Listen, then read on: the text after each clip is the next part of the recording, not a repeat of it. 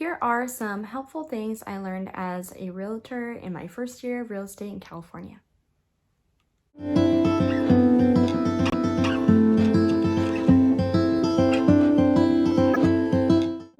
Number one is don't try and time the market. I have so many friends who have been like, you know what, I'm gonna wait until prices go down and we're just gonna wait, and they ended up being priced out of the market due to prices continuing to increase in the actual price of the home, plus the interest rates increasing. So at some point, either the price is going to increase or the interest rate is going to increase. Even if the price decreases, if the interest rate is increased by 1%, your payment is still higher. You may be paying less for the overall price of the home, but that's not really going to affect you that much if you're financing. So I would say if you're ready to buy and you have a good realtor and a good lender, you can make a strategic decision of when's the best time to buy.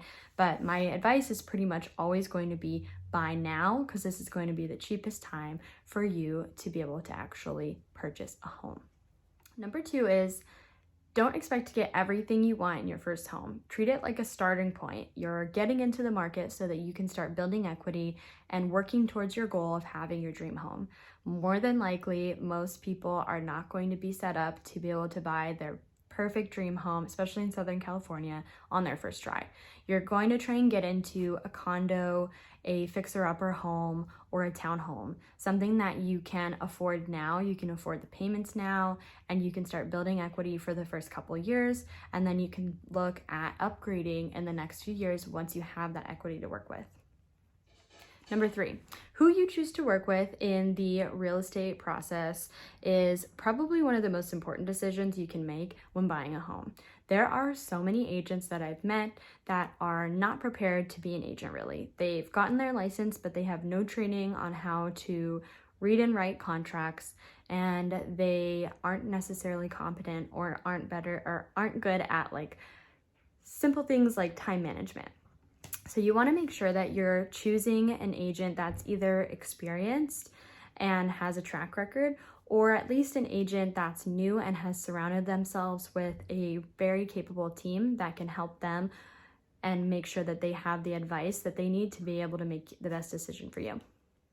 And number four, once you've actually bought your home and you're starting to replace things, make improvements, anything that you're spending money on in the home, make sure that you are tracking all of those things and keeping them in an organized place such as a binder, so you can track all of your receipts, all of your business expenses, all of your improvement expenses, all in one specific place. That way, when you go to sell, and also when you're going through like your taxes and things like that, you have specific things that you can say, this is the money we put into the home. These are the things that we fixed. It's just gonna save you a lot of time down the road as well. So anyways, I hope that was really helpful. And if you're thinking of buying a home in Southern California, reach out to me. Let's get started. Now's a great time to actually buy a home because you have a lot more negotiation power. People are still able to negotiate buying down their rate in the buying process right now. So I have a friend who we just got into escrow and they ended up getting a $21,000 credit towards their interest rate. Their interest rate's gonna be in the 4s, and they got a home they were the only offer on the home, so they got it for less than asking as well. So it's still a good time to buy. Like I said earlier, it's always a good time to buy. So reach out to me.